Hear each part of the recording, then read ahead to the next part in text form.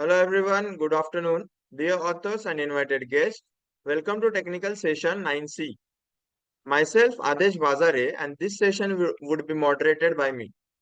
On behalf of Global Knowledge Research Foundation and GR Scholastic LLP, it is my great pleasure to welcome you to the 10th International Conference on ICT for Sustainable Development, ICT4SD 2025, Goa, India. The 10th edition of the conference is being organized in a hybrid mode. The physical event was held yesterday in Goa, India, and the virtual event is being held through Zoom from 17 to 19 July 2025. I hope you will enjoy the knowledgeable and interactive sessions throughout the day. In this session, we have 10 presentations, and each presenter will be given 10 minutes for the presentations and 2 minutes for question and answers. On 9 minutes, I'll raise a gentle reminder. There is another request to all the participants that you all stay connected with us till the closing remarks. If you have any query or update, then you can write it to me in the chat box. Now, just before we start the session, I would like to introduce you all to the chair for the session, Professor Sachidanand Satpute. Sir is an assistant professor in the Department of Chemical Engineering at Vishwakarma Institute of Technology, Pune, India, with nearly 14 years of academic experience. His expertise spans across disciplines such as materials chemistry, polymer chemistry, electrochemistry, and chemical engineering. He is actively engaged in teaching and research, contributing to the advancement of chemical sciences and engineering applications. I request Professor Satpute to share his opening remarks with our presenters. Hello, I'm audible? Yes, sir, you're audible. Yeah, so good afternoon, everyone. So very happy to be here as a session chair for this conference. And I wish all the best to all the participants and looking forward to a very interactive session. Yeah, thank you. So please go ahead. Sure, sir. Thank you. Now we'll be beginning with our presentations. And our first presentation will be for the paper title, Reimagining Dalkhai, a study of gender performativity and digital evolution. The presenter will be Jayasmita Kannur.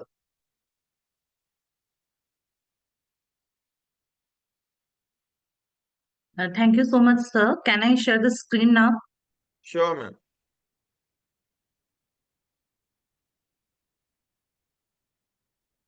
ma'am. Kindly allow me to share the screen. Yeah, thank you.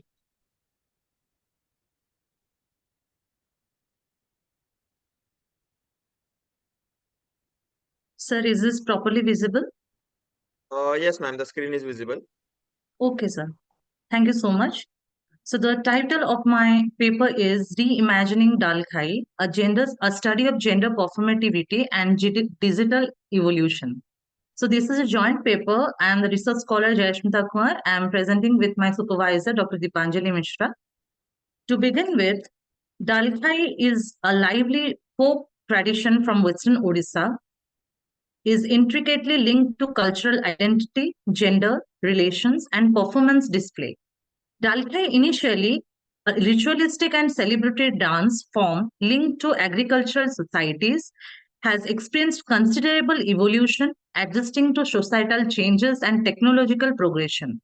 Although its lyrical compositions, musical arrangements, and gestural elements generally honor femininity, the patriarchal framework inherent in its performance history confound the narrative of gender representation.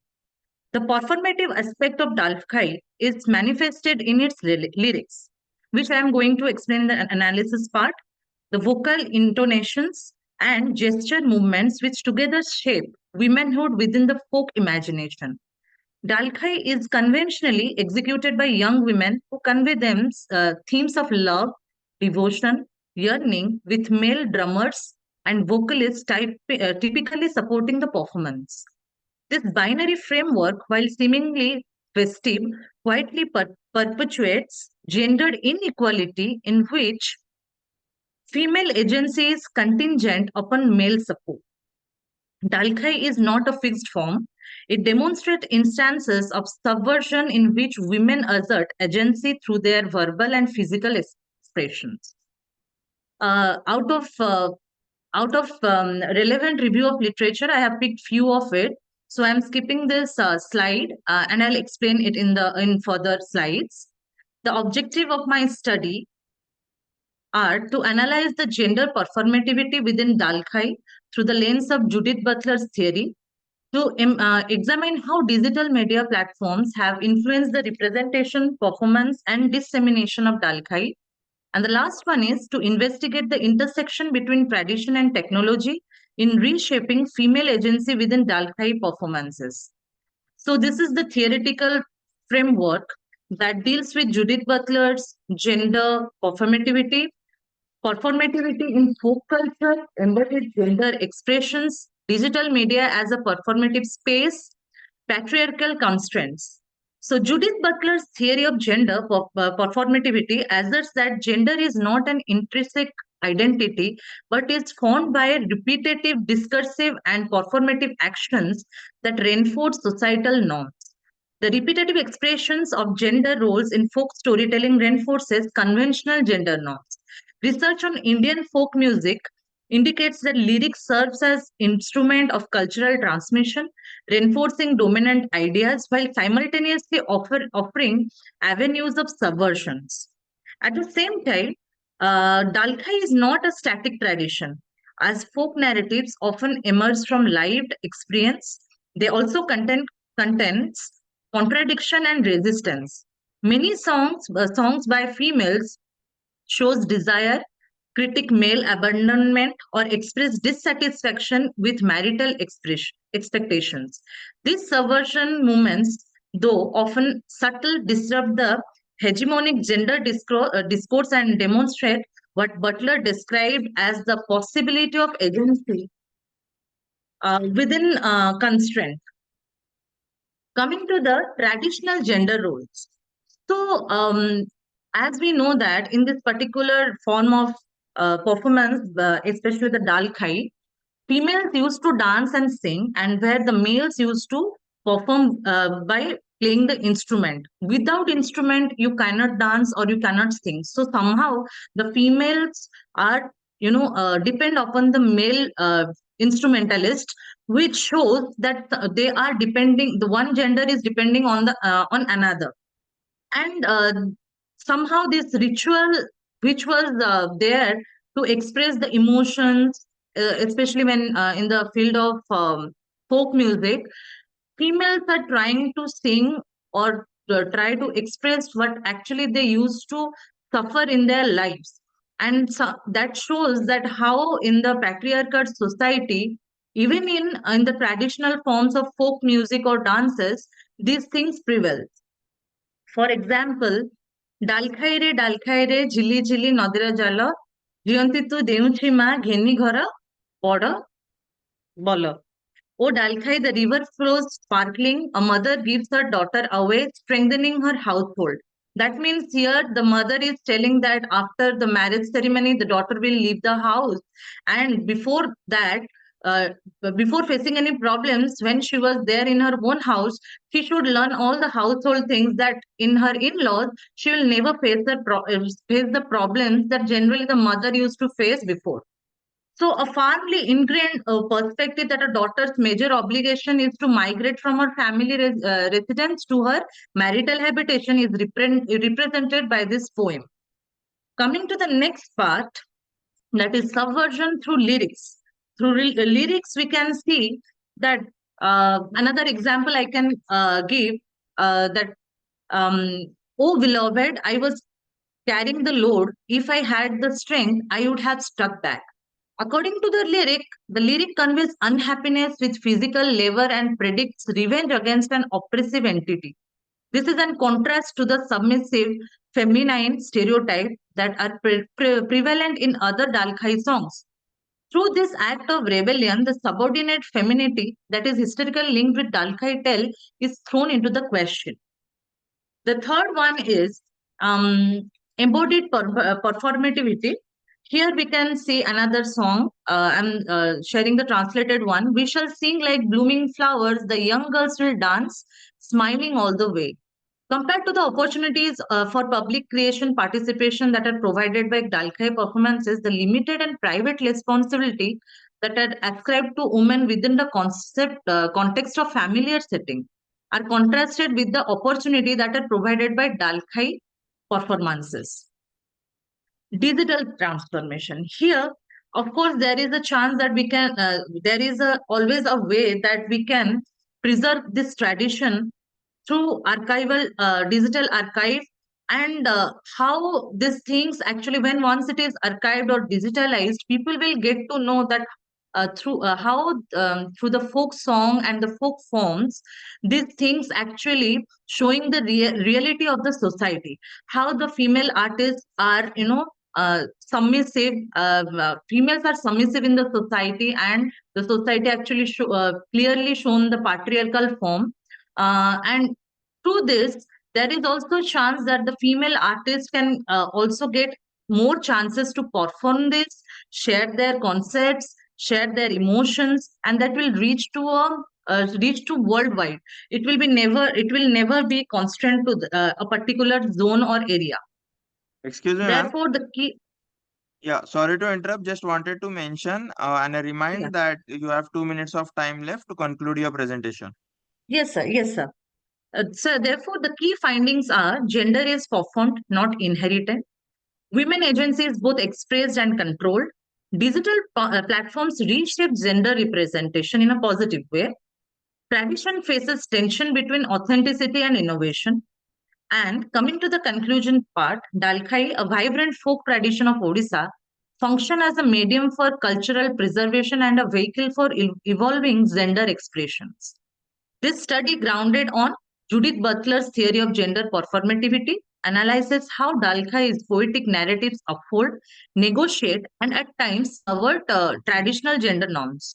So, this study demonstrates through the examination of selected songs of Dalkhai, performative execution, and digital contextualization foster a complex interplay between continuity and transformation in gender representation. So these are my references. Thank you.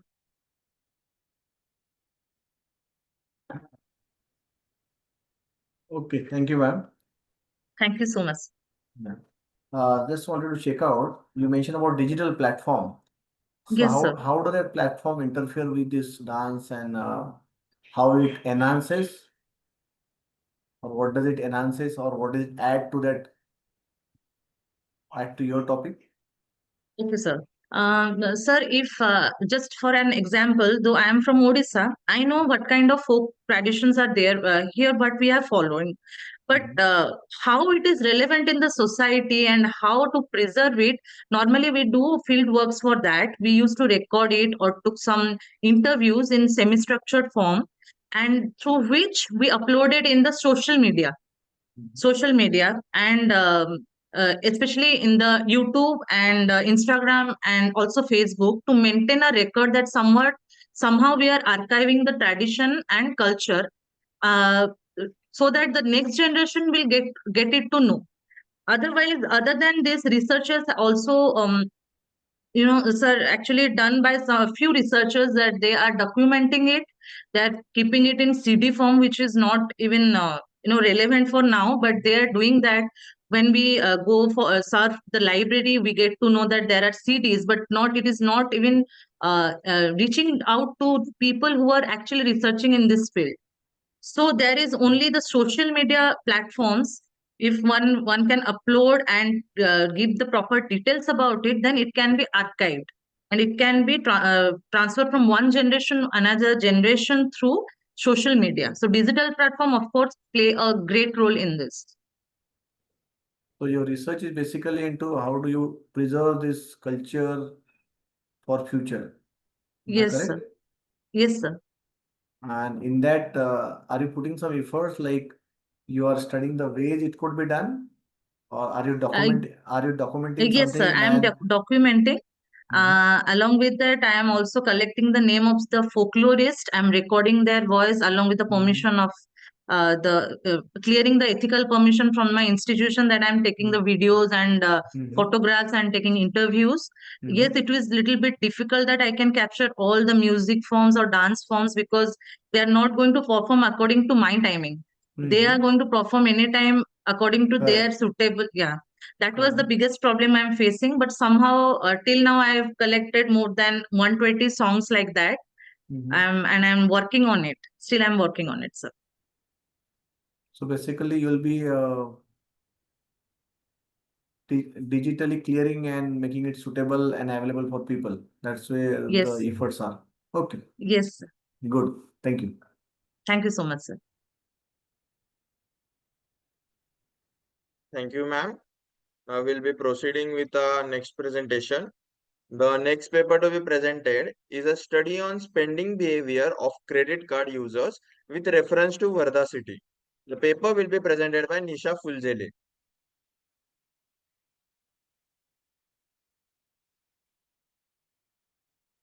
Yes, sir. I am Nisha Fuljale. Good afternoon, sir. Good afternoon, ma'am. Can I share my screen, sir? Yes, ma'am. Madam, can you please put your video on? More line possible? Yes, sure.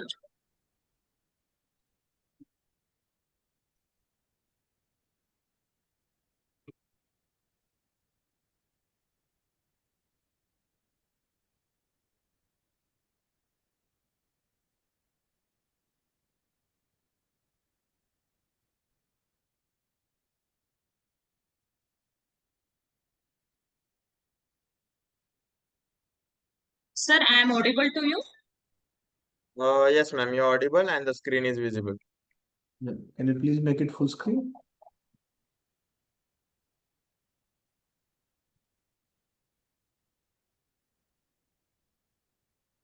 Yes. My Yes, go ahead. research topic is a study on spending behavior of credit card users with reference to Varda city. Introduction: the development of financial instrument has profoundly changed consumer consumption patterns with key driver in contemporary economics. As a substitute of the conventional cash transactions, credit cards have facilitated consumers to make purchase easily, improving their purchasing power and shaping their financial behavior over time. The rising use of credit card has brought about the significant transformation in people's way of managing their finance, affecting both financial discipline and consumption behavior. The present study is an attempt to examine the expenditure behavior of credit card holders with specific reference to Varda city and analyze the major determinants that shape their expenditure habits and financial choices. The next slide is review of literature. There is a some review of literature.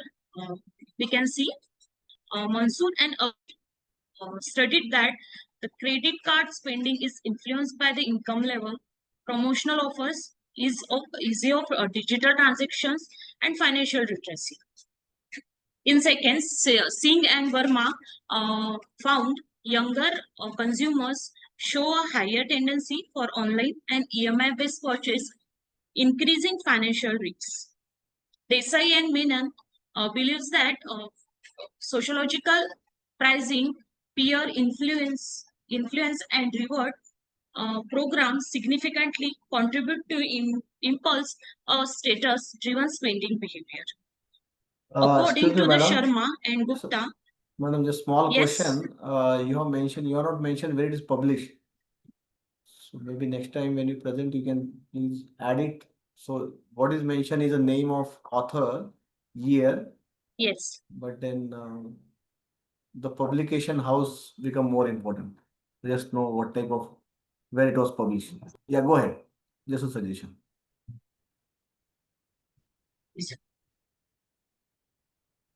yes, sir. This is mentioned in bibliography. Okay, fine. Go ahead. Yes. According to the Sharma and Gupta, financial literacy remains a remains a critical factor in responsible credit uses, reducing debt burdens, and improving repayment habits. Sen said that concern regarding the fraud, economics, downturn, and the regional lifestyle differences continue to shape credit card usage trends across the demographic. The statement of the problem is credit card have become an integral part of a financial transaction, influencing consumer spending behavior. Understanding the spending pattern of credit card users is critical to assess financial habits, purchasing decision, and debt management. This study aims to analyze the spending behavior of credit card users in Varda city, identify key influencing factor, and examining how credit availability impact financial decisions.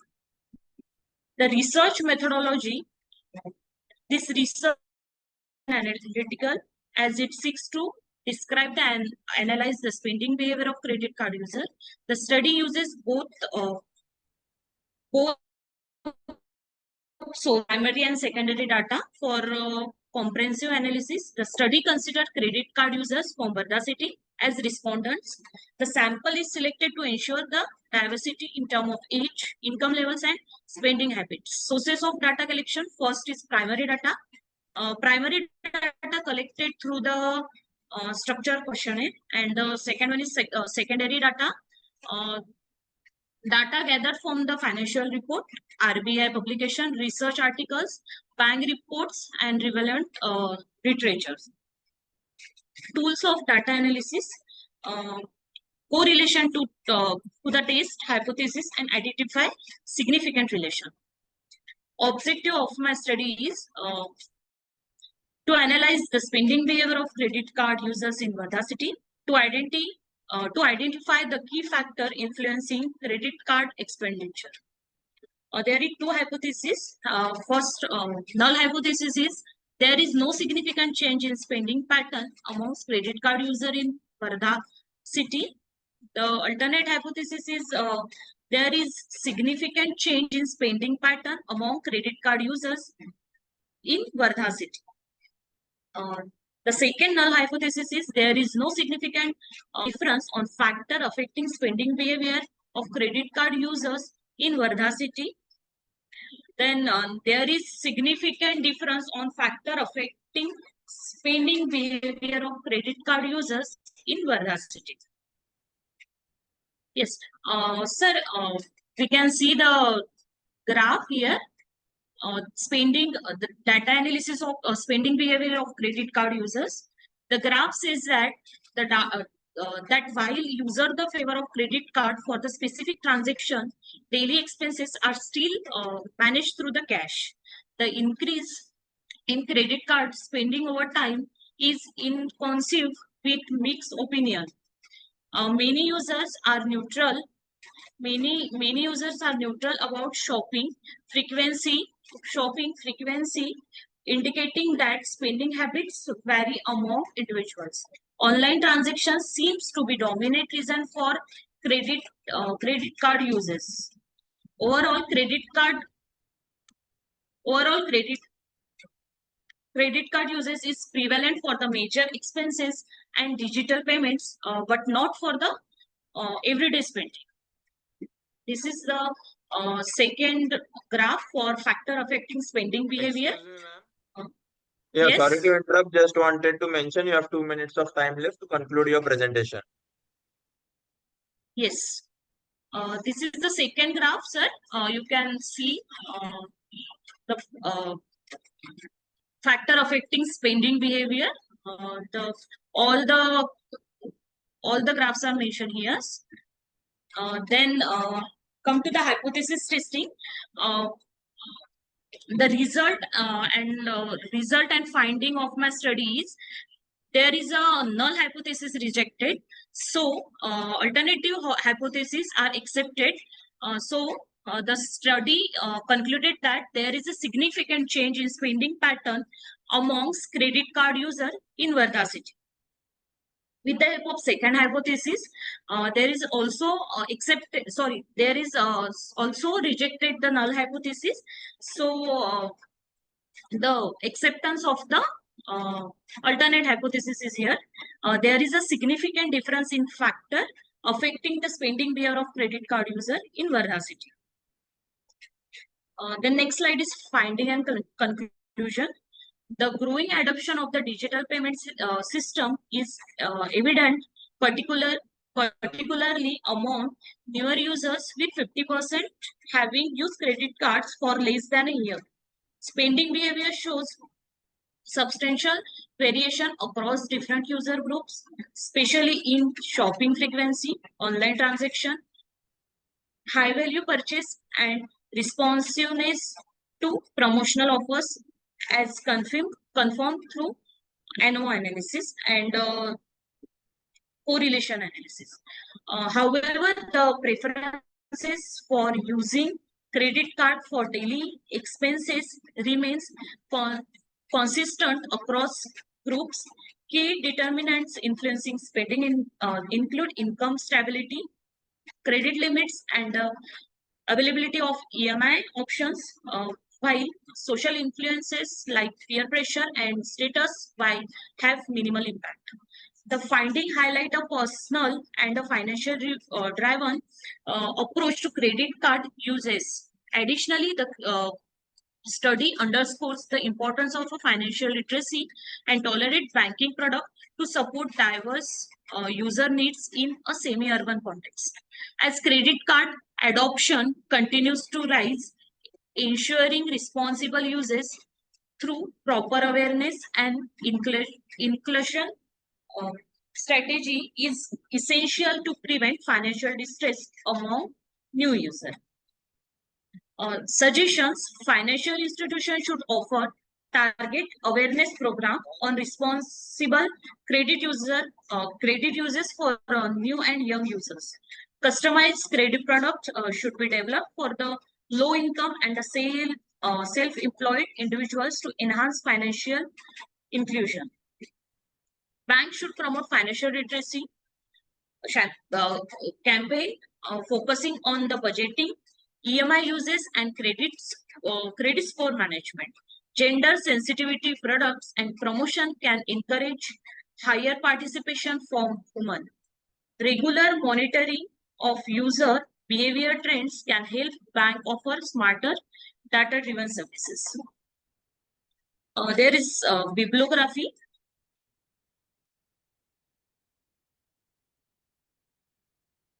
Yes, sir. Thank you.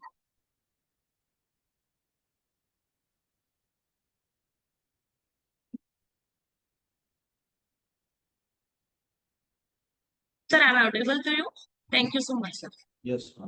Puna audible? Yes, sir, you are audible.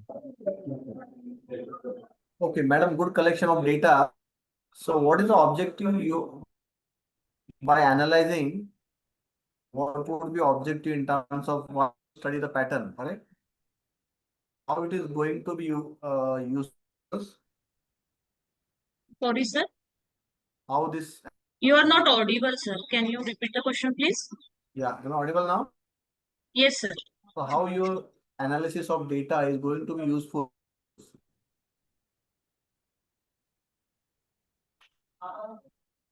Sir, your voice is interrupted. Just a minute.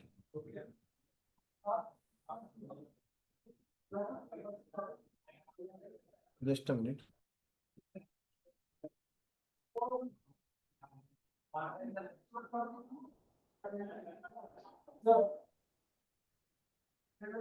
Yes, sir.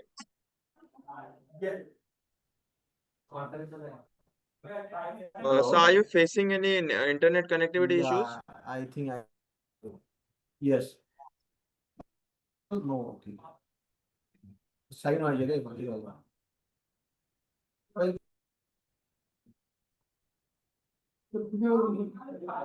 आगे काल पर line.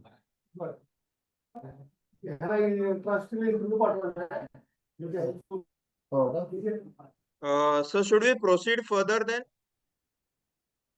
Yes, yes. Yes, please go ahead. Okay. So thank you, Nishanand. There seems to be some network connectivity issues on our session chair side. So we'll conclude your presentation here. Yes, sir. Thank you. Yeah, thank you, ma'am. Okay, so moving further, we have our next presentation, which will be presented by Harshuke, on the paper title, An Intelligent System for Dynamic Indian Sign Language Recognition. Yeah, am I audible? Yes, sir, you're audible.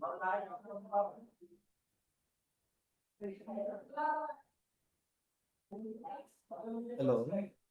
Is Now the I'm screen audible, visible? correct? Yes, sir, you're audible now. Okay, go ahead. Sure. Yeah. Is the screen visible? Yes, the screen is visible as well. Okay, so my name is Harshuke and our paper ID is 605, an intelligence system for dynamic Indian sign language recognition. So sign language is a primary communication method for the specially abled individuals to communicate, and we non-signer people face challenges to understand their language, and they also face challenges to understand our languages. Our project utilizes MediaPipe for hand tracking and a deep learning network for gesture recognition. And it gives high accuracy and real-time prediction for dynamic sign language recognition. Coming to the introduction, dynamic sign language recognition is more complex than static recognition due to constant movement and various backgrounds. Many existing systems focus on only static signs, and our work integrates the video processing, gesture segmentation, and deep learning to recognize the gesture properly. And we aim to bridge the communication gap between the specially abled and we normal people. By the literature survey conducted, we have identified some research gaps. So, dynamic sign language recognition faces challenges because of the variation of hand shape, motion, and different temporal flow. And also, there is a scarcity of Indian Sign Language datasets. We don't generally get Indian Sign Language datasets. Most of the datasets are based on American Sign Language. Also, mostly systems focused on static models with CNN, which are mostly used for static sign language recognition. Also, there is a lack of robust models that can capture temporal dependencies and recognize the gesture in real time. Also, some systems developed for dynamic sign language recognition are based on very expensive hardware, and that reduces accessibility for everyone.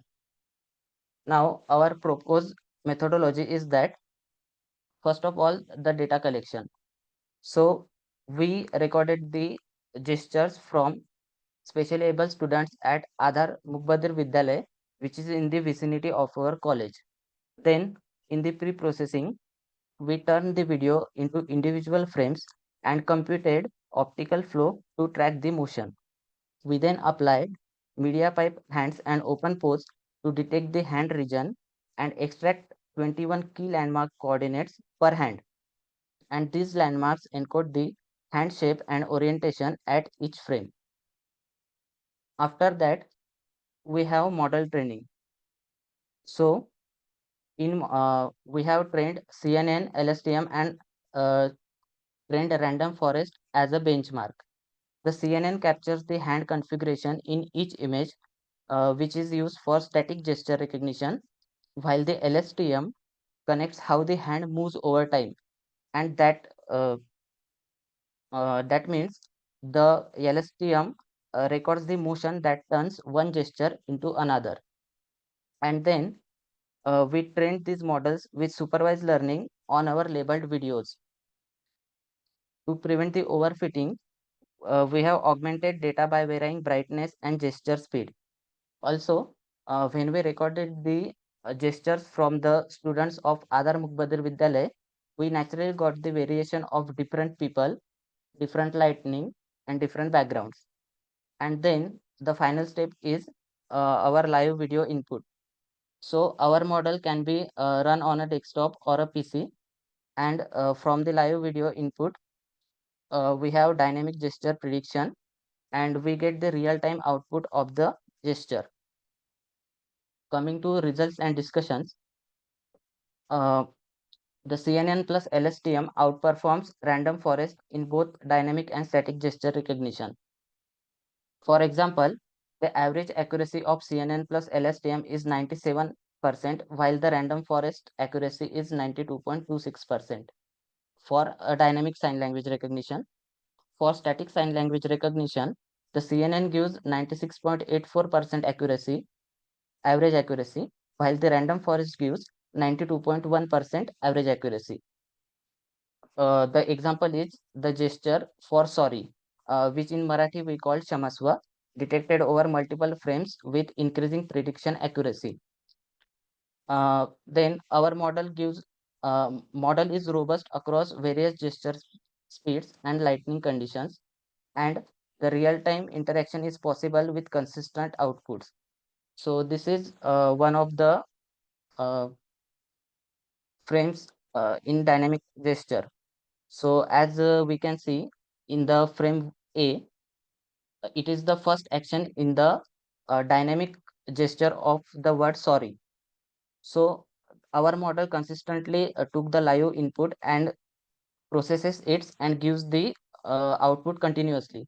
Therefore, in the picture A, we can see it is showing phone curve, which means to call, because it is very similar to that gesture.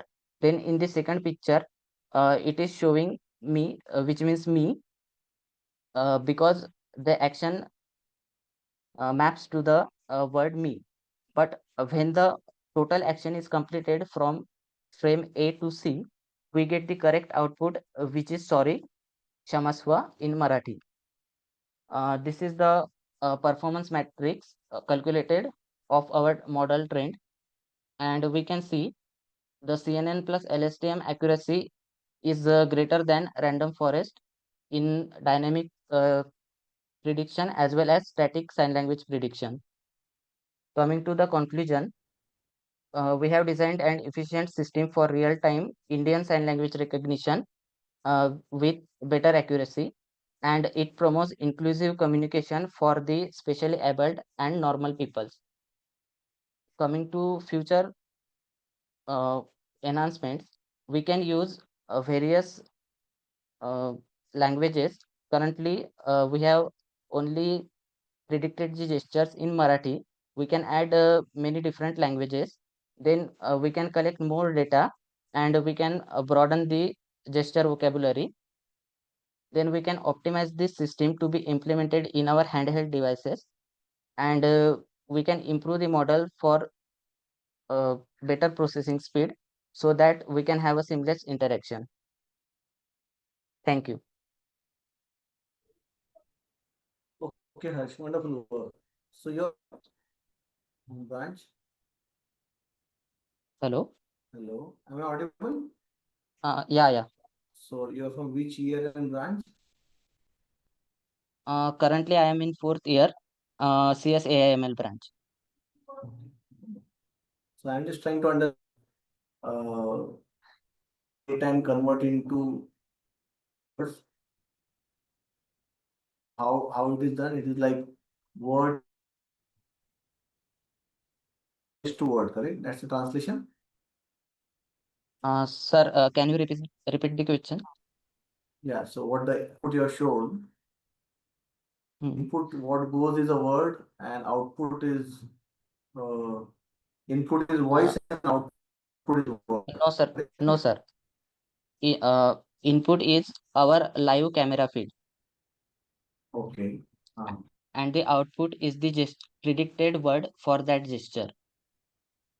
Okay. So it will be used for, and what would be the application of this? When you say saying this Sir, would help the disabled guys or this able will guys. this this will help to bridge the communication gap between the sign language users and people like us, which don't use sign language or which don't know the sign language. Okay, it is one way. So, and reverse way, people also working on reverse, like something and that get translated, and the person who is not able to understand, able, he can make, he can find out what the person is saying. So this should both the way, correct? So you are working on one way. Is it correct? Yeah. Yes. Okay, okay. So if I'm going other way, so it can be like system, like you're going from one way to other, gesture to word. So go from word to gesture. That is also possible. That is more difficult. Yes, it is possible, but it will be difficult because from entering the word, we have to generate a whole gesture. Correct, correct. Yes. Okay. Thank you. Thank you, sir. We'll be moving towards our next presentation now. The next paper to be presented is blockchain-based voting system using smart contracts, and the paper will be presented by Molly Goel.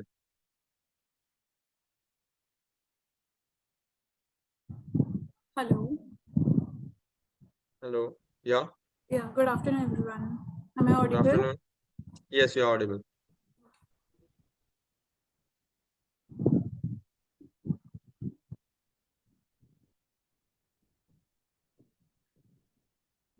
Screen is shared, right? Yes, the screen has been shared. So, good afternoon, everyone. I'm Molly Goel, and today I am going to discuss a transformative approach to modern voting, a blockchain based voting system using smart contracts.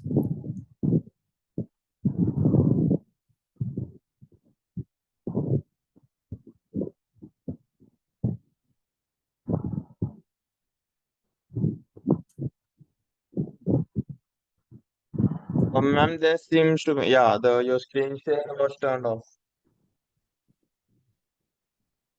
Okay. So, traditional voting system often faces issues like lack of transparency, tampering risk, and accessibility barriers. Our solution uses blockchain's decentralized nature and smart contracts to address these problems, enhancing accuracy, integrity, and trust in the voting process. So, coming to the introduction, voting is a pillar of democracy, but current systems erode public trust due to insufficiencies and data problems. By leveraging blockchain, we propose a secure and anonymous remote voting system, especially beneficial in large scale or remote elections. So the literature survey says prior research, particularly studies from 2018 and 2022, has evaluated blockchain voting on platforms like Ethereum. While prototypes have been tested, challenges like privacy and deployment scalability remain. Our projects build on these studies, aiming for practical real-world improvements. So the problem statement says traditional voting systems are costly, slow, and sometimes untrustworthy. E-voting often criticized lack of verification. A blockchain-based voting can offer end-to-end transparency, security, and greater voter accessibility.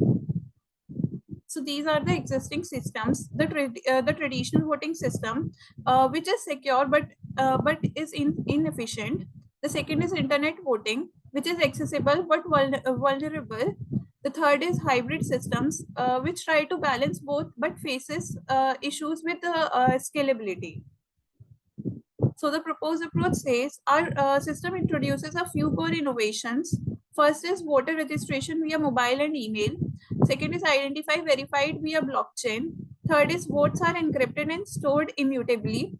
And then smart contracts automate and enforce rules. So the system modules include candidate module, which handles candidate creation and validation. The second one is voter module, which manages login, vote casting and result verification. The third is blockchain module, which ensures secure vote storage and consignment enforcement. Then the system architecture. So this is how the system works. A user interacts with smart contracts, which process and store votes securely on the blockchain. Every vote is encrypted, stored in a block, and becomes part of a transparent and immutable ledger. Then these are the key challenges. First one is maintaining voter confidentiality. The second one is handling high transaction volumes. The third one is navigating legal and regulatory hurdles. The fourth one is ensuring digital infrastructure is accessible across all regions. So coming to the advantages of our project, despite these challenges, the benefits it offers include security and immutability of blockchain. Transparency builds public trust. Decentralized controls prevents manipulation. User-friendly interface compatible with smartphones ensures high accessibility. So these are the future scopes, which include looking the system can integrate, which means biometric authentication for added security. Then the second is AI-based fraud detection. The third is support for government backend deployments. And the fourth one is the development of a comprehensive legal framework. So now coming on to the conclusion. In summary, a blockchain-based voting system offers a secure, transparent, and accessible alternative to tradition systems. Smart contracts minimize human errors and ensure that each vote is accurately recorded and immutable, paving the way of a trustworthy digital democracy. So thank you for your attention. I believe approach can revolutionize the process of voting. I'm happy to take any questions further. Only which college are you from? Which A- state? Which state or Uttar Pradesh. Okay. Yeah. So now this is mainly with a theoretical expression you mentioned. So any data or any analysis you have done so far? Yeah, I mean, I have certainly checked on previous systems. For example, the traditional voting system that we use, which is secure but is not well efficient, as in like any modifications can be done in it. The second one include the internet voting system. The like I am talking about the existing systems right now. The internet voting system is more accessible, but it is more prone to No, that's cyber okay. threats. No, that's okay. But what type of analysis you have done on this? See, these are the statement you have made. So have you Yeah. done physically any like you try to play with data, acquire data, or you try to use the same thing for blockchain and you get some result in terms of some parameter? No physical data. Yeah, when you are presenting something, it should have some backup, correct? At least something you have done and that what understanding you're presenting. Otherwise, then it becomes you can just give ChatGPT. ChatGPT will give you a very nice presentation, correct? So that is. So you are from which engineering? Computer science. Okay. So I appreciate your effort, but if you could have demonstrated some data analysis tool or something you have done that could emphasize or demonstrate it better, correct? And which year are you from? I have just passed my 4th year. Okay. So you're a final year student. So from final year guys, expected is much more. Good. Okay. Thanks. Yeah. Thank you so much. Thank you, ma'am. Now we'll be proceeding towards our next presentation. The next paper will be presented by Saurabh Edse. Will be presenting his paper on enhanced UAV human detection using multimodal sensor fusion. Thank you, sir. Yeah. Just let me share the screen.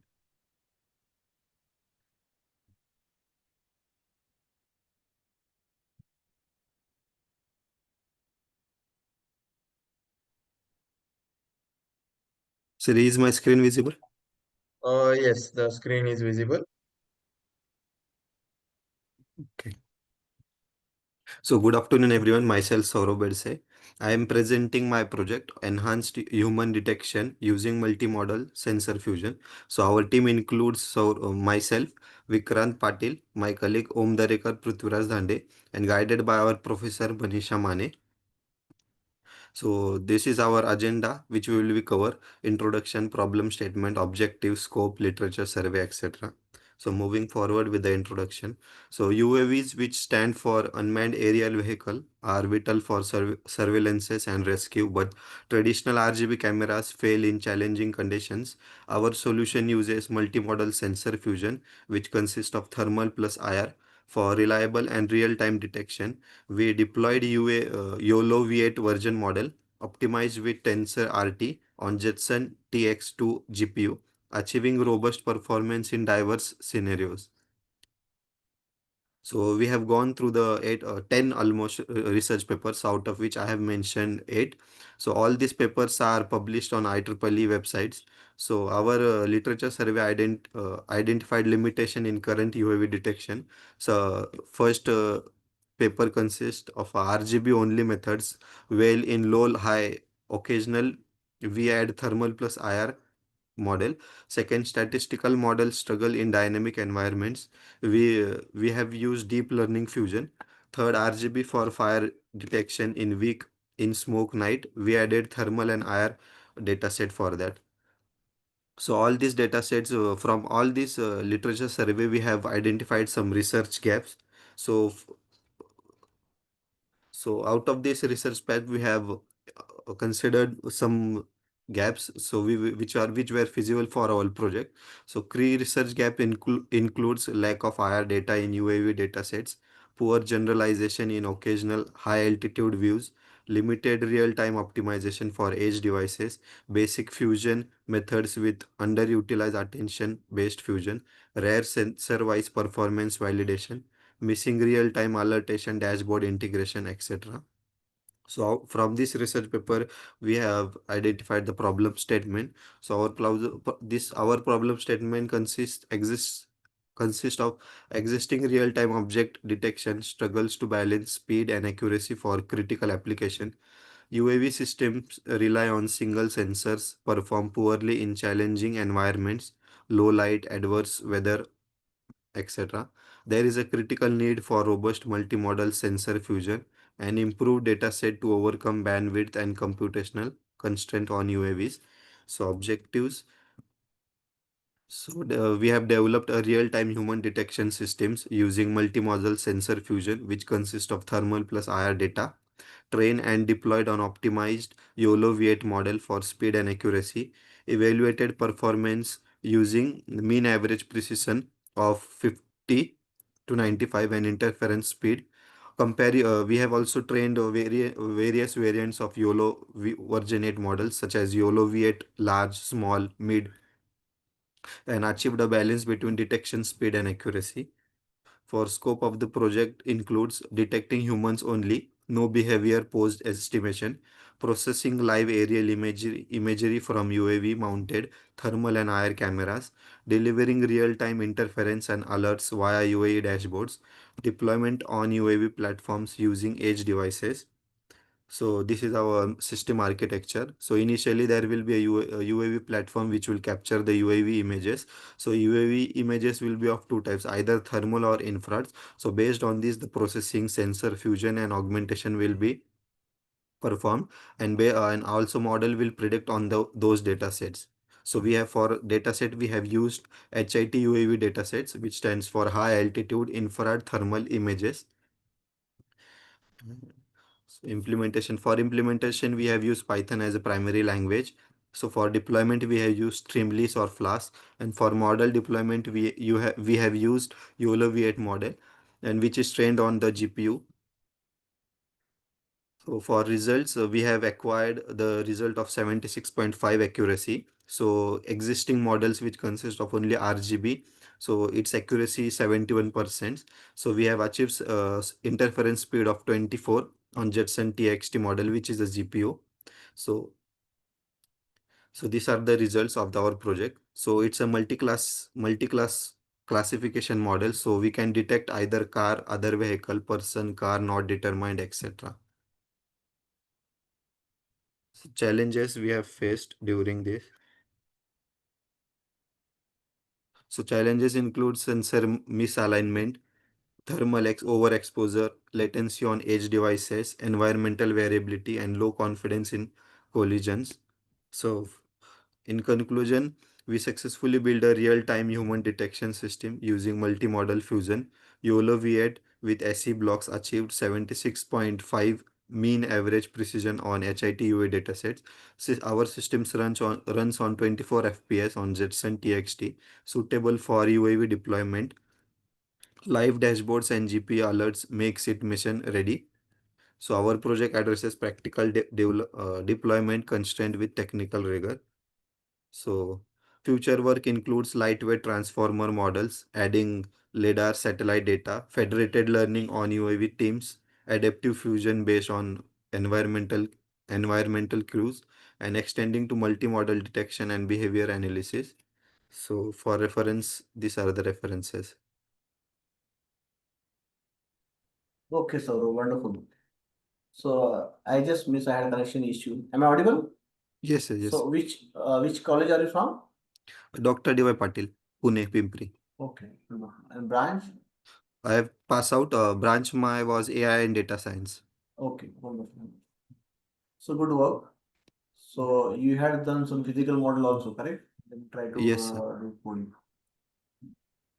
So now this remaining 24% accuracy. Yes. So how it could be improved? Like you talked about the problem. So what is Yes, your yes, sir. your thought on how this could be taken ahead to a good accuracy? So the main problem we faced during this project is our data set. So only one type of data set is available, which is HIT, high altitude infrared thermal. For if we use multiple data sets such as the our data, we want data set which consists of RGB, thermal, and IR also. So there is a lack of data sets. Once we can collect those data set, then we can build model with higher accuracy and high precision. So the main problem is of lack of data set. So in this case, it is a good to generate your own data set and work, or you can work with any general data set and get accuracy. No, sir, because our aim of this project is this system should be useful in search and rescue operation, even in Correct. disaster or anything else. So Okay. the real-time data sets is necessary for this. So we can augment data set if there is a less quantity of data set, but just generating new data set doesn't think appropriate. Okay. Thank you. Okay, thank you, sir. Thank you, sir. Now we'll be proceeding with our further presentations. The next paper will be presented by Abhay Shinde, and the paper title is Improving Solar Panel Efficiency Through Passive Solar Tracking Solutions. Hello, am I audible? Yes, sir, you're audible.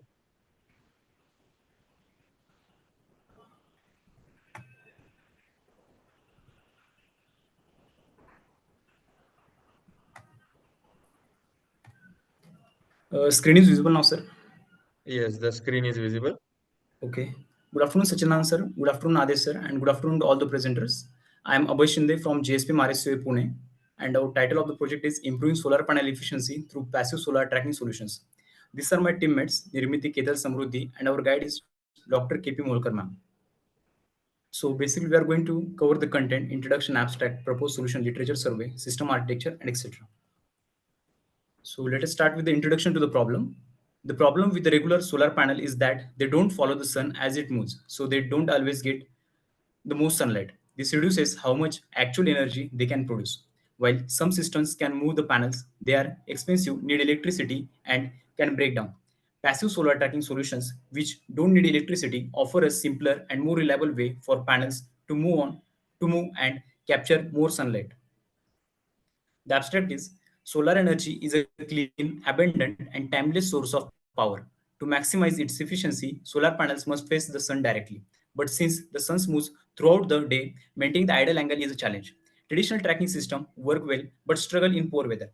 This research explores a passive solar tracking solution system that uses fluid-based alignment to follow the sun without electronics. The proposed design improves the solar energy conversion by keeping the panel optimally positioned even in changing conditions or weather. So this is the solution which we have proposed. The system is a non-electric passive solar tracker that uses fluid transfer. And in this fluid, we mostly use the mineral oil at this stage to rotate a solar panel in alignment with the sun throughout the day. It operates without motor or sensors and without any electric equipments, making it energy efficient and ideal for remote or off-grid applications. The solar panel which we are currently using for our system is of dimension 65 by 32 centimeter is mounted on a routing arm in a V-shaped configuration. On either side of the arm, there are two fluid filled cylinders, each within a liquid capacity of 1.5 liters. As the pressure difference is one of the cylinder of the fluid flows to the opposite cylinder, causing the weight imbalance. And due to this weight imbalance, it leads to the rotation of the panel. Two square tubes, each 15 centimeter long with 5 centimeter, connect the two cylinders.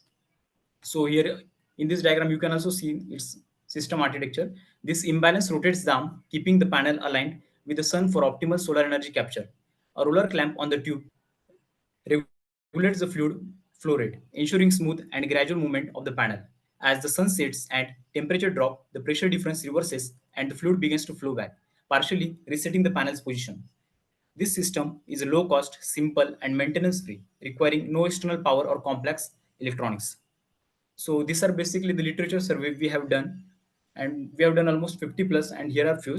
So in that, mostly we have observed that there are existing solutions, but they all are electronics. They are operated using the software, they are operated using the Arduinos, they are operated using motors and hardwares. But we are in search of like finding completely non-electric solution which uses no electric power. So this is our system architecture. Here you can see we have the two V-shaped cylindrical tubes which are connected by the two tubes for the fluid transfer, and due to the pressure difference, the flow of liquid take place from one cylindrical tube to the another, which leads to the rotation, and which are controlled by the roller clamp which is placed in between, which leads to set its duration, so that as per the sun's duration, initially we set the angle, and for the duration of 12 hours it's take rotation towards 90 degree, and in the another 12 hours it's come back to original position. So the methodology is the non-electric solar panel sun tracking devices operates on a simple fluid transfer mechanism. Initially, two cylindrical containers are filled with a liquid and a slight pressure difference is established between them. As the sun moves across the sky, one side of the container initially is filled to high level compared to another container, causing the liquid to start flowing into another container. This level pressure difference forcing the liquid to flow from high level filled container to low level filled container through the connecting tubes. A roller clamp mechanism controlled by the sun's position regulates this flow. The movement of the liquid exerts a force that rotates the solar panel so that it always faces the sun. As the sun position changes, the level difference reverses, causing the liquid to flow back to its original distribution, and the panel return to its starting position. This mechanism effectively tracks the sun movement without requiring external power, maximizing solar energy generation. So these are basically the hardware requirements for our system to build. We need the two cylindrical containers used for fluid storage and pressure-based displacement. We need a low viscosity fluid, and in current we are using this mineral oil, which enables smooth and responsive flow between the containers. We need a rotating arm with a pivot, supports the solar panel and allows rotational movement based on fluid included weight shift. We need roller clamp that manually adjust the clamp to regulate the fluid flow speed, so that in a particular time we transfer the particular amount of fluid from one cylindrical tube to another. We need a solar panel mount, and currently we are using with a dimension of 65 by 32 centimeter fixed on the rotating arm for continuous alignment with the sun. We also use the tubing that connects the container for the fluid transfer. The algorithm, or we can say the procedure that we follow, is initially we take the inputs, fluid level reading from both the cylinder containers and the solar panel's current position.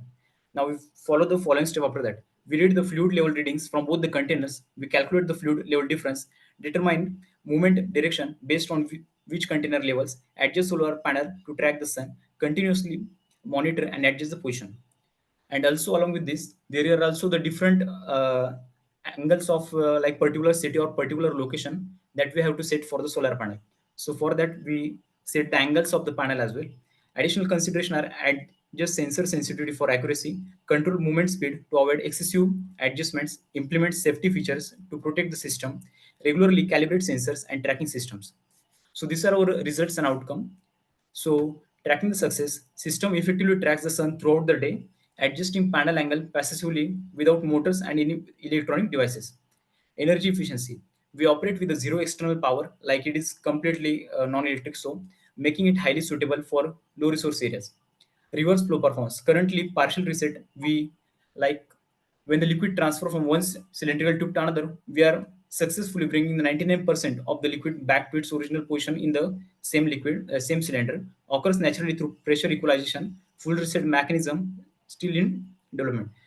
Stability and reliability. Mechanism remains stable under sunlight exposure and performs consistently with minimal manual intervention. The passive solar tracker is capable of producing similar results in power generation than those of active trackers and other pre-existing systems. And the solar panel which we are using, so it can produce up to 0.208 kilowatt of per hour energy per day. So here we can clearly see the comparison between the fixed panel and the difference between the tracking panel. So we have observed the difference of almost 15 to 20% based on the different weather. So the 20% like average 15 to 20% more efficiency is done by the tracking panel by using tracking panel. So here are few challenges and scope. So key challenges that we have identified Excuse are me, sir. Just sure. wanted to mention you have 2 minutes of time left to conclude your presentation. Thank you for reminder, sir. I will finish. Response time of fluid transfer. The time lag in pressure difference of fluid or fluid movement impacts the system's ability to track the sun in real time. Weather dependency. Cloudy or low heat days reduce the efficiency of passive mechanism that rely on solar heating. Durability and maintenance. Outdoor exposure affects material like tubing and thermal fluids over time.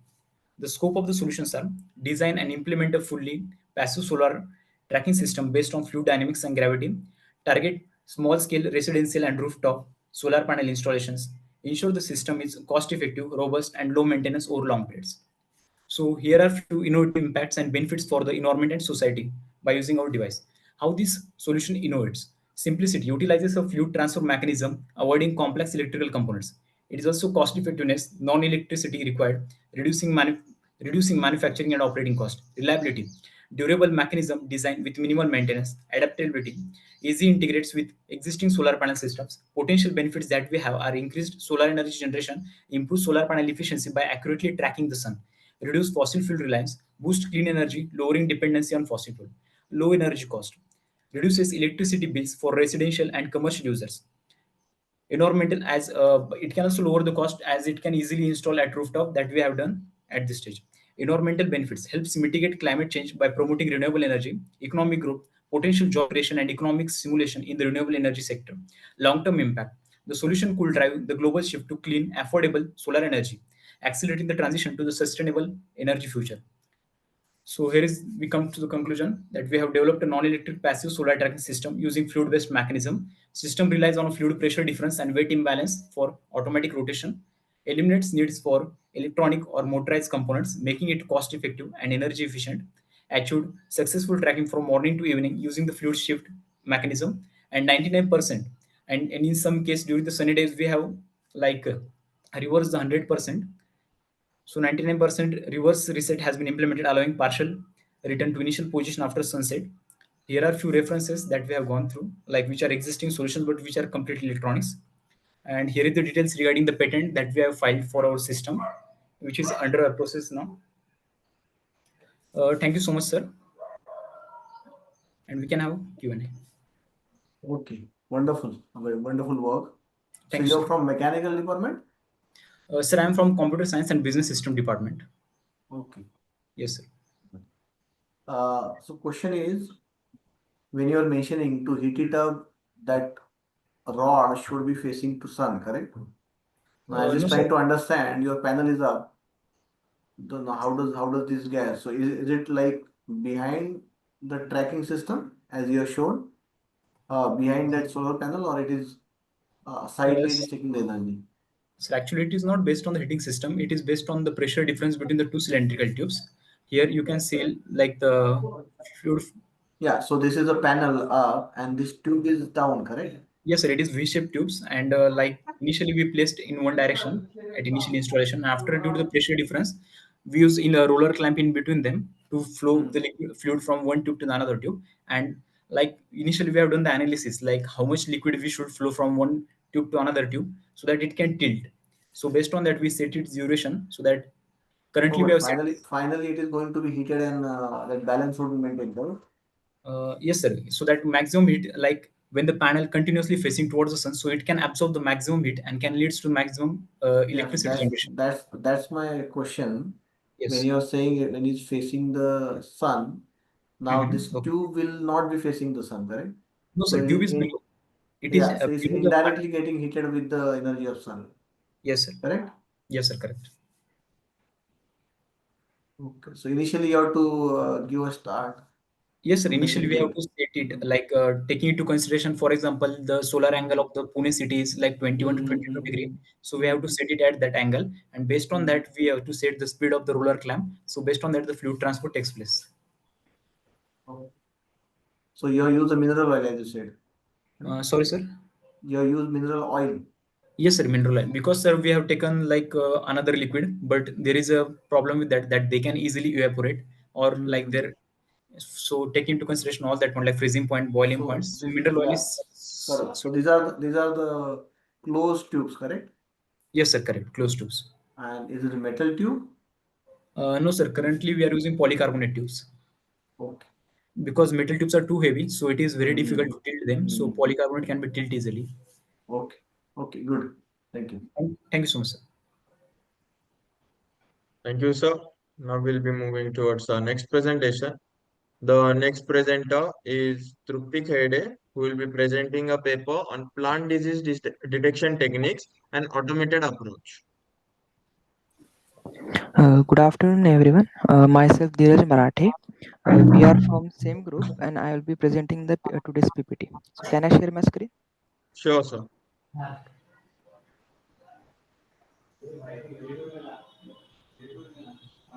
So, is my screen visible, sir? Yes, sir. The screen is visible. You may proceed. Okay.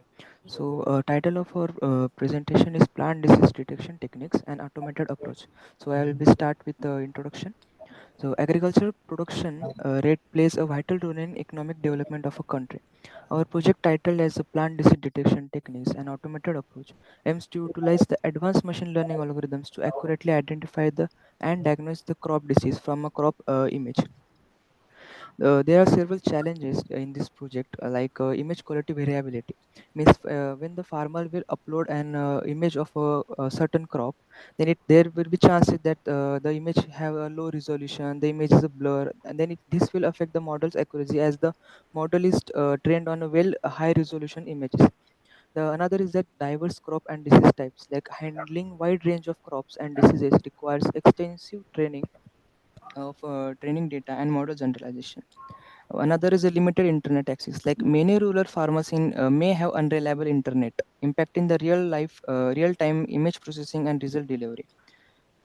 The objective of our project is that our main objective is that given this image of a specific crop, it should predict whether the image is diseased or is it is healthy, and if it is it, then it should predict what disease is that depends on whichever data set we are using. Here we have used plant village data set, which has a 54,000 images which are separated into 38 classes, and we aim to use a two-step architecture here. First is a unit for precise segmentation of leaf region, disease leaf region, and localize of diseased area. And the another is a mobile net video and resonate 50. These are the transfer learning algorithm for classification of segmented regions into specific disease categories.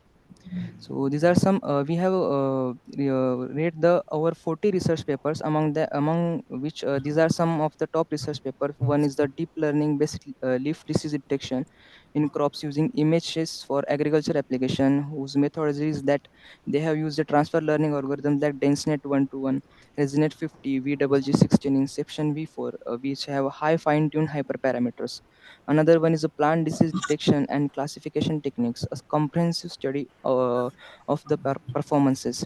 In this paper, they have used a naive bias probabilistic classifier based on bias theorem, assuming an independence among features. So, a problem statement of our project is that the project aims to develop a robust system utilizing the UNIT model for precise segmentation of crop lived images from plant village datasets, following by the classification of crop disease using mobile net v2 and ResNet 50 models. This two-step approach ensures the accurate identification of affected regions and classification into specific disease types.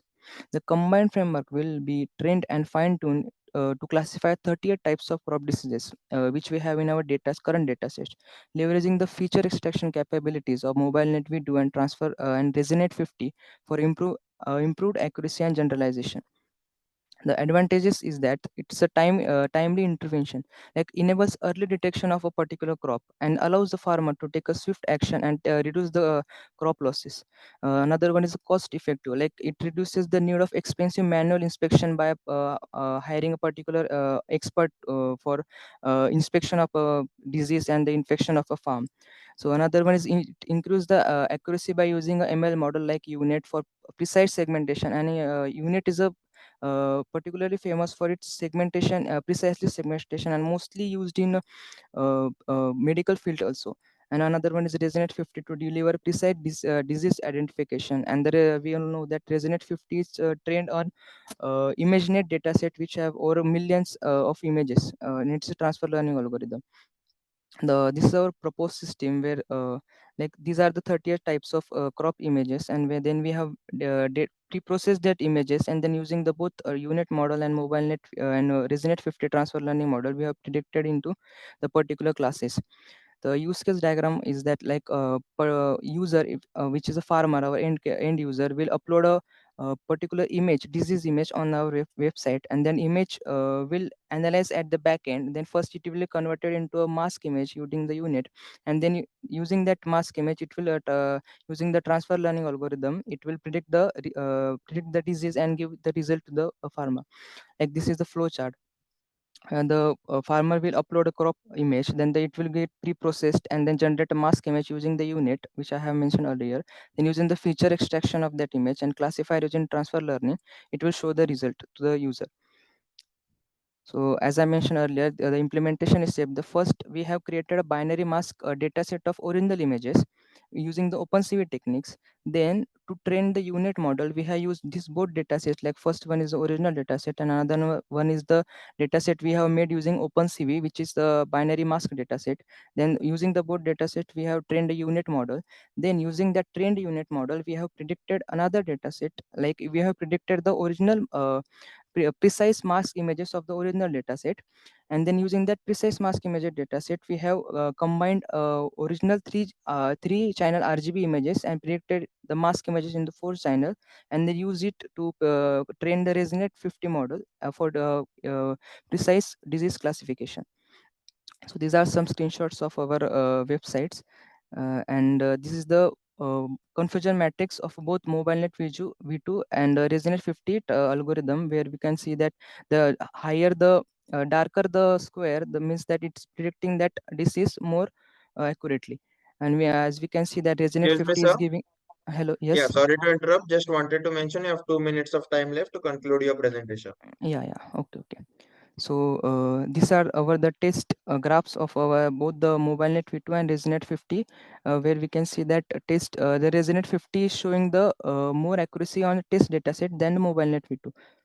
So in conclusion, the crop disease prediction system combines the unit for identifying disease region and transfer learning models like MobileNet V2 and Resonate 50 for classifying the specific type of disease using the plant village dataset. This approach ensures accurate results and supports sustainable farming by reducing unnecessary pesticide use. While challenges like high computational need exist, the system is scalable and can be adapted for various crops and regions, making it valuable tool for modern agriculture. Future improvements in AI and access to better dataset can further enhance its effectiveness. So these are our references. Thank you. Okay. Take at 18,000 I. Okay, there is good work. Okay, thank you, sir. So how can this be improved? As you said, any So, other way? So one way is you have told. so What another what will way the is that best what will the best way to improve your prediction? So another way is that using a vast kind of data set, like we have limited kind of data set with only 38 images for now, which is plant village data set. So as we can get access to a more vast data set with multiple classes, then we can increase the scope for this project. So I still have this question. When you say data set, Mhm. how do you predict the reliability of data set? Somebody can do something and put a data set. So you have basically variety of data set and you assume it to be correct? And then you try to have a variety and try to use the best data available from that. correct? Yes, like we will first verify the data, like it's coming from a verified resource or not. Then we can say that it's a good data set to be used. Okay, thank you. Thank you. Thank you, sir. Moving towards our next presentation. The next presentation paper title is Sentiment Analysis of Textual Data, a comparative study of SVM, logistic regression, and naive Bayes. The paper will be presented by Khushi Ingalali. Are you able to hear my voice? Yes, you're audible. Okay, thank you.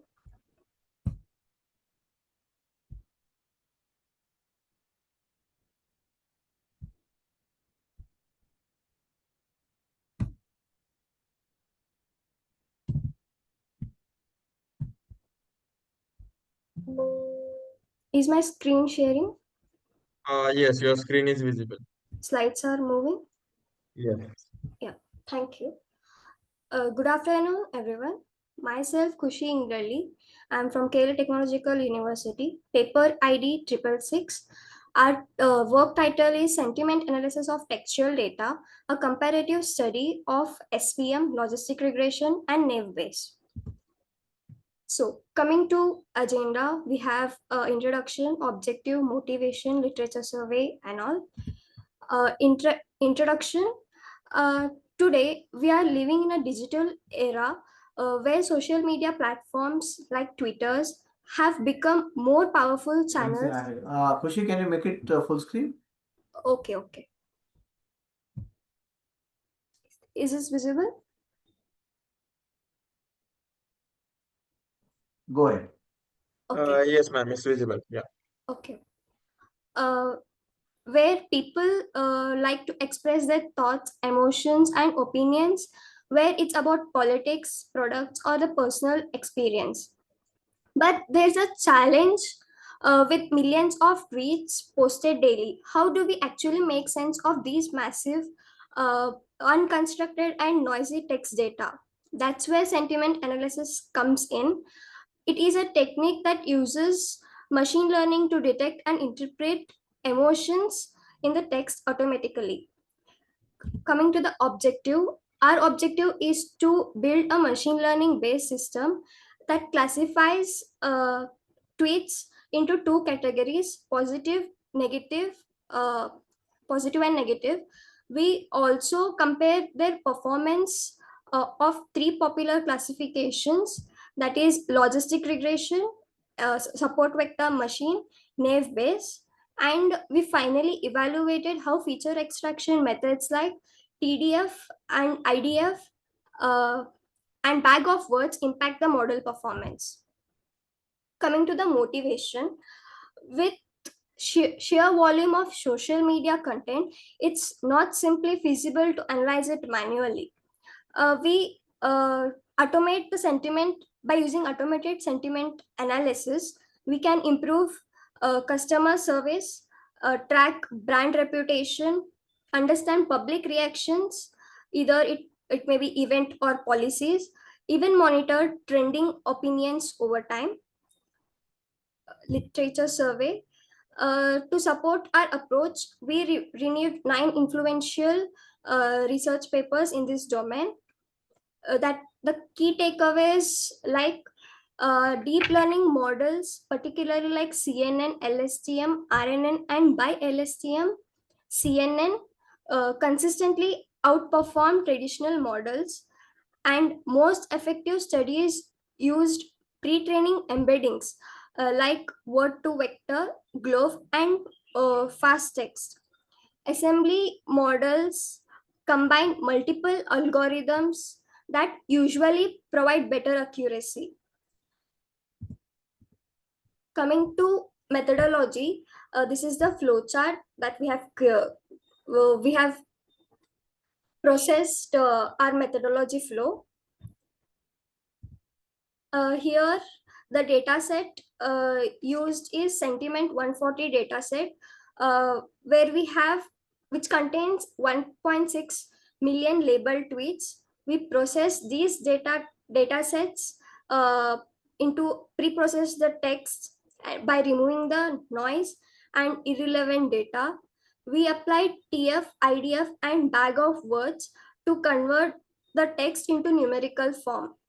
And then we trained three machine learning models, that is logistic regression, naive Bayes, and SVM. And we finally evaluated each model based on their accuracy and F1 score. This is the dataset details, and here we classify the field as 0 for negative and 1 for positive. And this is the dataset link. Feature extraction and algorithm used. Here, feature extractions are TF and IDF vectorizer, where this method highlights the most meaningful words in the tweets. Coming to the bag of words, it counts how many times each word appear in the tweet. Machine learning algorithm, logistic regression, where it is a probabilistic classifier that uses a sigmoid S-shaped function. Naive Bayes, a fast and efficient algorithm based on Bayes' theorem, which is simply independent of all the features. Logistic SVM finds an optimal hyperplane that separates data points to two distinct classes, and which is very especially well for high dimensional spaces. Training and evaluation process. Data set classification is we use the train test split tool from skitlearn to divide the data into training and testing sets. And model selection, we compared them side by side based on how well they adapt the problem and data set characteristics. Model training, that trained independently on training set and learn the relationship between the words and sentiment. Model evaluation is we evaluated each model using standard metrics like accuracy, precision, recall, and F1 score to understand their performance. Class label, as I said, positive sentiment is labeled as 1 and negative sentiment is labeled as 0 in this class label classification. These were the Excuse me, examples. ma'am. Sorry to interrupt. Just wanted to remind that you have 2 minutes of time left to conclude your presentation. Yeah, sure. These are the results, and where we classified the algorithm, and these are the accuracy, precision, and recall F1 score for feature types, for different feature types. This is a figure of confusion matrix, logistic regression, support vector machine, naive Bayes. Here, interpretation of results is we can see that logistic regression outperformed all the other models. Hence, the clear winner is logistic regression. It has achieved impressive accuracy of 83%. It has handled noisy and unconstructed nature of Twitter text. And it even well performed for binary classifications, and it also performed consistently across other metrics like F1 score, including a very good balance between the precision and recall. Conclusion, here to conclude our project shows that the machine learning techniques, especially logistic regression, are highly effectively for analyzing sentiment on Twitter data. So one hand, it enables emotional expression and support. On the other hand, it can expose users for toxicity, cyberbullying, and negative content. These are the references. Thank you. Okay. So good work, Kushi. Yes, sir. Yeah, good work. Topic is Thank also you, sir. good. So any immediate application you can find for this? Application for future scope, we can use in deep learning techniques like LSTM and transformers. Okay. Okay, thank you. Thank you, sir. Thank you, ma'am. Thank Now you. we'll be moving further with the presentations. The next presentation will be presented by Devang Gential, who will be presenting his paper on toxic English comment detection. Hello, sir. Hope I am audible. Yes, you're audible. Let me share my screen. Sure.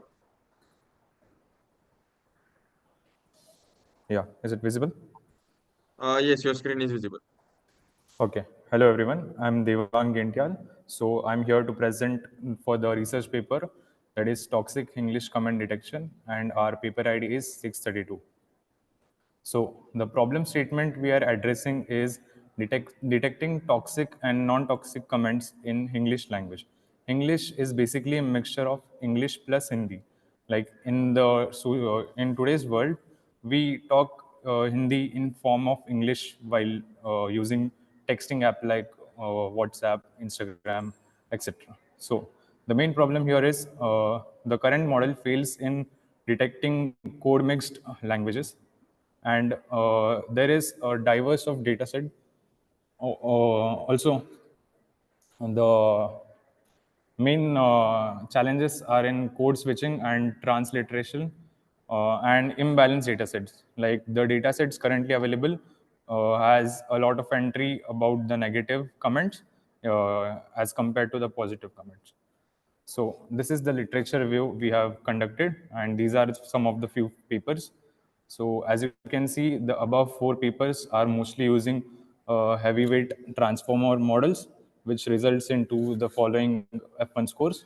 But at the last, we can see there's a research paper which is using lightweight models like logistic regressions, naive bias, and TF-IDF factorization, and which has got about 0.90, that is 90% of accuracy. Uh, but this paper uses a data set which is for Malayalam language.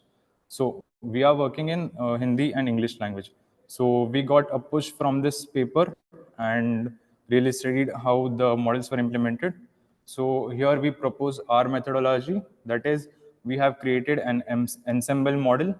That is, we are combining 3 models: logistic regression, random forest, and gradient boosting, which will cover each weakness, the weakness of other models, and gives a better output. So the methodology we are following is data pre-processing.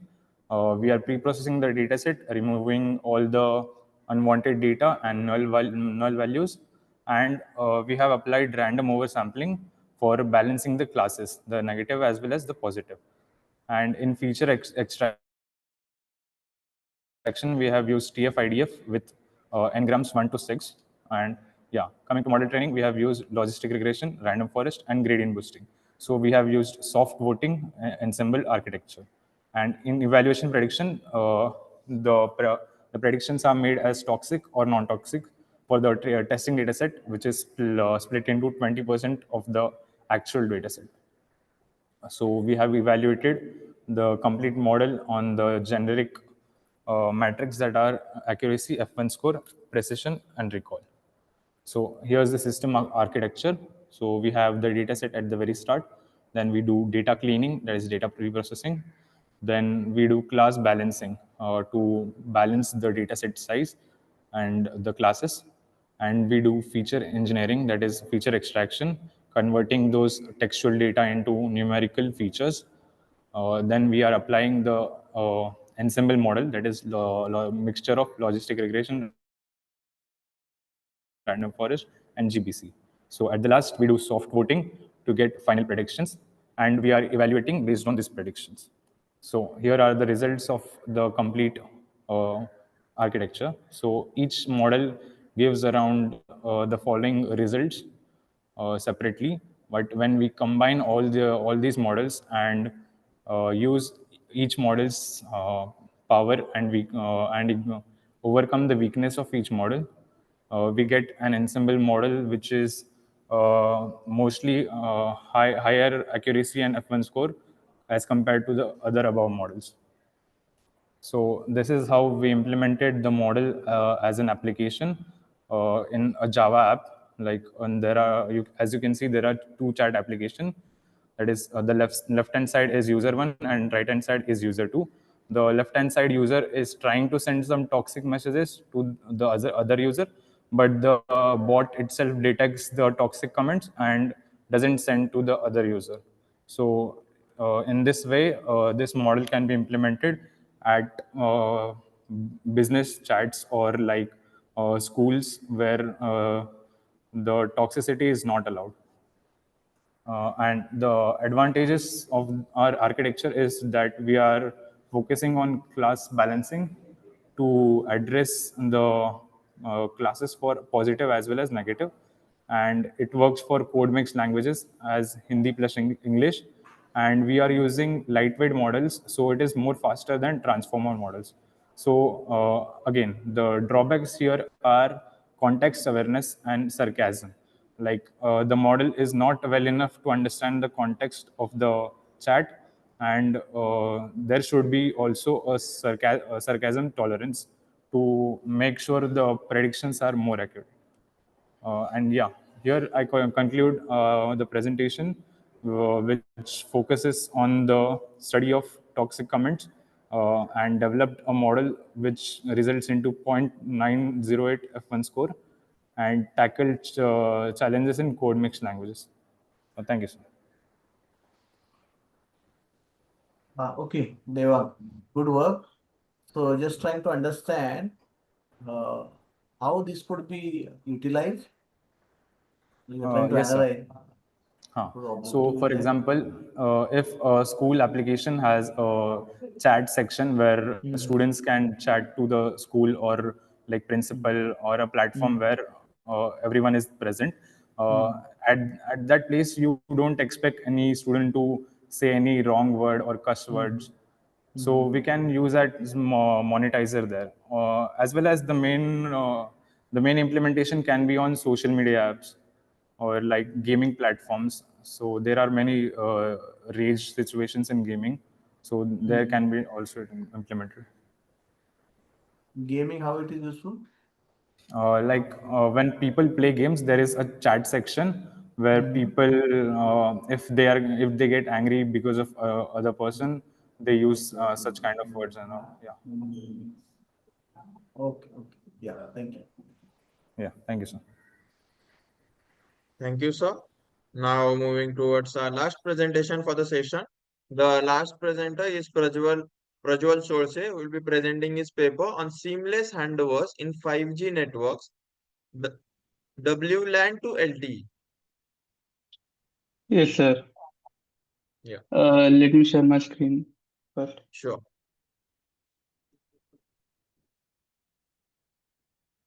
Yes, sir. Is it visible?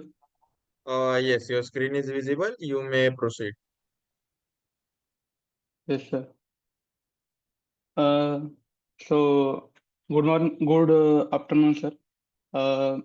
We are from Pimpri College of Engineering and Department of Computer Engineering. Our paper title is Simulation on Seamless Vertical Handover in 5G Network WLAN to LTE. So moving to introduction, we have used vertical handover in heterogeneous network in this research paper. The evaluation of wireless communication integrating WLAN, LTE, and emerging 5G technology demands efficient vertical handover techniques for seamless connectivity. Advanced decision algorithms outperform traditional vertical handover methods by considering key factors like user mobility, network congestion, and ongoing transmission. Our proposed multi-criteria decision analysis based approach enhances WLAN to LTE handover accuracy by evaluating mobility, latency, bandwidth, and signal strength, outperforming RSS-based methods. Future 5G networks require adaptive handover decision algorithm leveraging historical and real-time data to improve quality of service, reduce unnecessary handovers, and ensure stable connections. Moving to problem statement, the problem statement revolves around the inadequacies of existing vertical handover algorithms, particularly in adapting the emerging technologies such as 5G. The objectives are to develop and implement novel vertical handover techniques that optimize network selection among different generation of network. The report aims to enhance connectivity, quality of service, and user experience in next generation wireless networks through the use of advanced algorithms. The motivation behind this research paper is to address the evolving demands of wireless communication network in an increasingly connected world. As mobile devices become ubiquitous and users expect seamless connectivity across diverse environment, efficient handoff mechanisms are crucial to ensure uninterrupted services and maintain quality of experience or service. There are several factors which affect the 5G connectivity, like seamless connectivity, quality of experience, network optimization is also required, and mobility management is required. The objectives and scope of this research paper are to analyze and identify gaps in existing handover decision algorithm in heterogeneous 5G network and propose an optimized solution using multi-criteria adaptive technique. To identify and analyze key network parameters such as RSS, bandwidth, latency, cost, and network load. These key network parameters are used in this research paper or implementation. The scope of this uh, research paper is enhancing handover robustness and reliability and optimizing resource utilization. We have selected a top 4 research paper for our literature survey, which helped us to identify the problem statement and uh, to implement the research paper. These are 4 papers. Now moving to proposed system. This is the project plan we have performed to implement our research paper. First of all, we have assessed all the available handover algorithms techniques like RSS based multi-attribute decision making, ping pong effect, etc. Also, we have developed algorithm which is a multi-criteria handover algorithm, which considers packet loss, delay, throughput, and RSSI.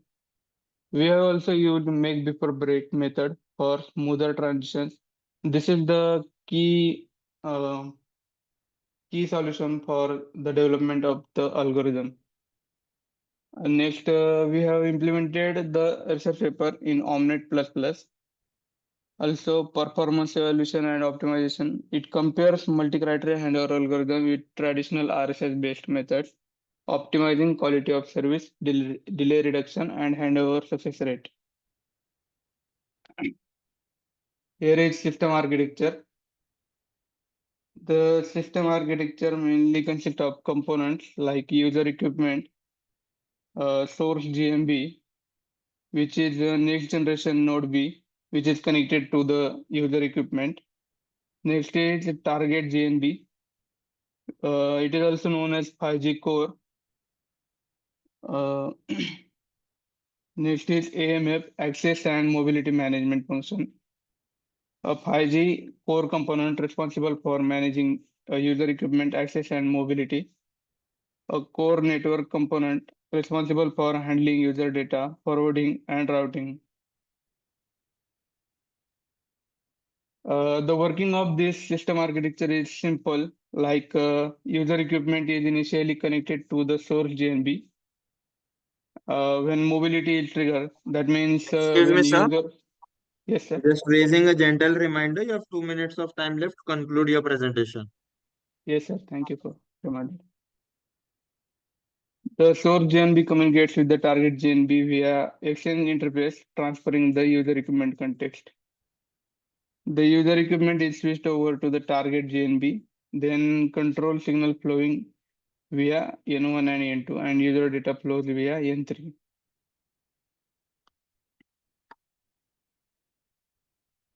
So algorithmic details, we have used MCAH algorithm, in which first we have done network monitoring, then handover triggering. When handover triggering happens, then it is based on RSSI, high latency, and bandwidth drop.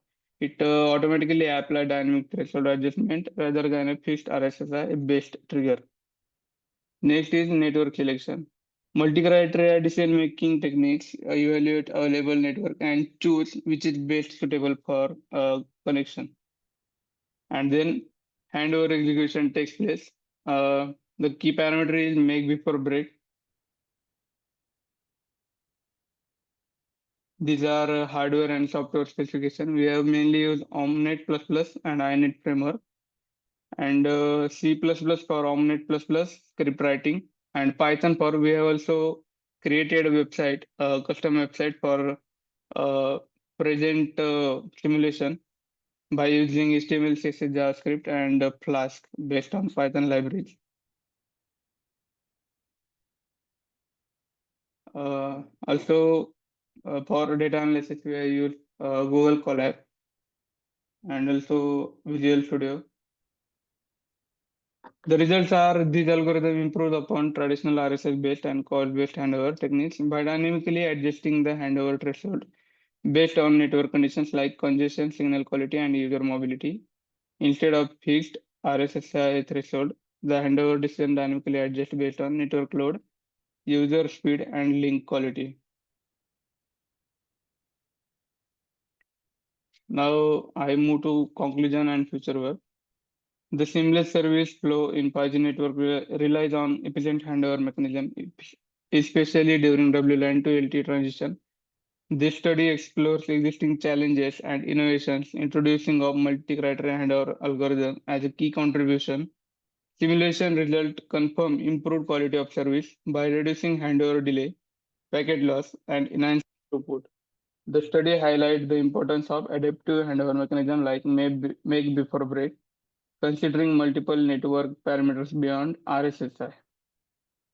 And future work can be done like we can implement AI/ML for predictive handover decision making. Also for integrate blockchain for secure handover authentication, and explore network slicing to optimize resource allocation dynamically. These are some applications. It can be used in smart cities and IoT. Seamless video conferencing, like we are doing in Zoom meetings and Google Meets. Industrial automation and intelligent transport system. So these are references. Thank you.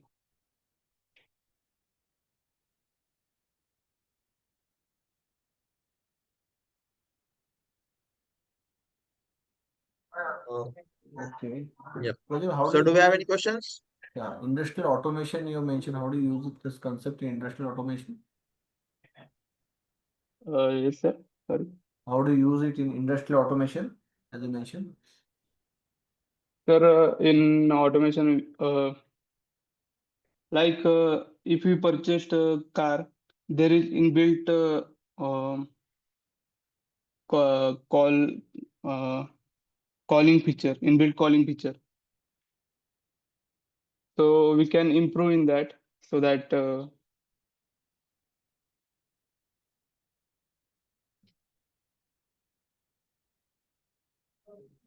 Okay, thank you. yes. Okay, so thank you, sir. Now, as we come to the end of the session 9C, I sincerely thank our authors for their excellent presentations and contribution in this session, and all our participants for being a part of this international conference. I hope this session was informative enough. We, on behalf of the whole team, thank you for the support during this 10th version and all the previous 9 versions of the conference. We will be happy to have you in the 11th version in 2026. All the presenters would be getting their digital certificates through email within 2 working days. Further, all the papers have already been forwarded to the Springer. The publication will be live within 7 to 8 months. Kindly cooperate with the team of ICT4SD 2025.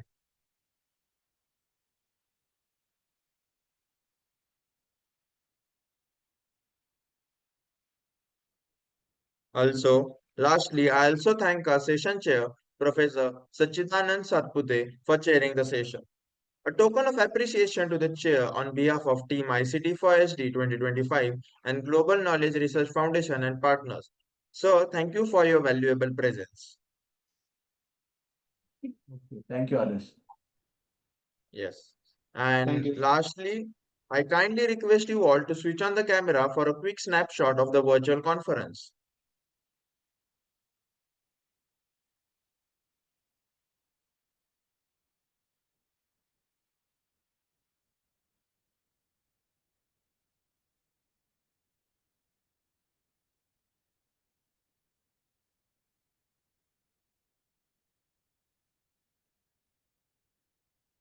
Thank you all. Stay safe and take care. Okay. Thank you.